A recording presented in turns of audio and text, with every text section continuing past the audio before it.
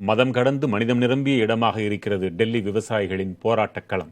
இந்துக்கள், இஸ்லாமியர்கள், சீக்கியர்கள் என அனைவரும் ஒருவருக்கொருவர் உணவை பரிமாறிக்கொண்டு இந்தியா பன்முகத்தன்மை கொண்ட நாடு என்பதற்கு உதாரணமாக திகழ்கின்றனர். விரிவாக பார்க்கலாம். வேளாண் சட்டங்களுக்கு எதிரான தீவிரம் போராட்ட களத்தில் காணப்படும் அதே வேளையில் அழகான சில காட்சிகளையும் நம்மால் பார்க்க முடிகிறது.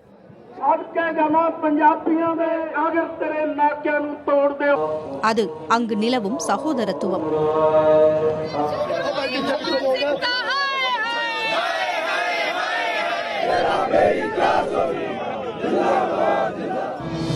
இங்கு உணவு வழங்கிக் கொண்டிருப்பவர்கள் கேரள இஸ்லாமிய கலாச்சார குழுவைச் சேர்ந்தவர்கள்.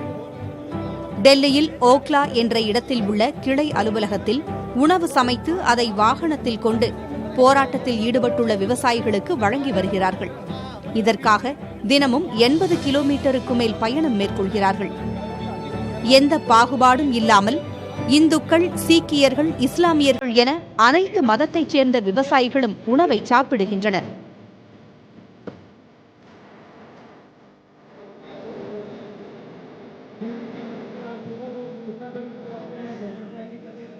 ये हम 6 दिन से लगातार पंडाल लगा रहे हैं और फ्रूट वगैरह डिस्ट्रीब्यूट कर रहे हैं. किसानों की ही लड़ाई नहीं है, ये आज पूरे हिंदुस्तान की लड़ाई है. हिंदुस्तान के हर उस नागरिक की लड़ाई है जो मजदूर है, किसान है. आज जो लड़ाई है किसी हिंदू से, मुस्लिम से, सिख से, ईसाई से नहीं है. आज जो लड़ाई है वो सरकार से है, प्रशासन से है. சீக்கியர்களின் புனித தலமான குருத்வாராவில் இருந்தும் உணவு சமைக்கப்பட்டு விநியோகிக்கப்படுகிறது. குருத்வாராவில் சமைக்கப்பட்ட உணவை சீக்கியர்களுக்கு மட்டும்தான் வழங்குவோம் என்று யாரும் சொல்வதில்லை. இதை சாப்பிட மாட்டோம் என்று இந்துவோ இஸ்லாமியரோ மறுப்பதும் இல்லை.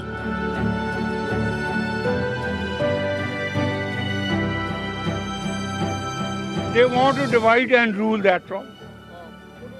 They want to divide neither a Hindu nor a Muslim. They are all belong to one and one only family of God. உலக அரங்கில் இந்தியாவின் அடையாளமாக பார்க்கப்படுவது புராதன கட்டடங்களும் அருவிகளும் மலைகளும் மட்டுமல்ல, இங்கு நிலவும் சகோதரத்துவமும் என்பதற்கு இதுவே சிறந்த உதாரணம்.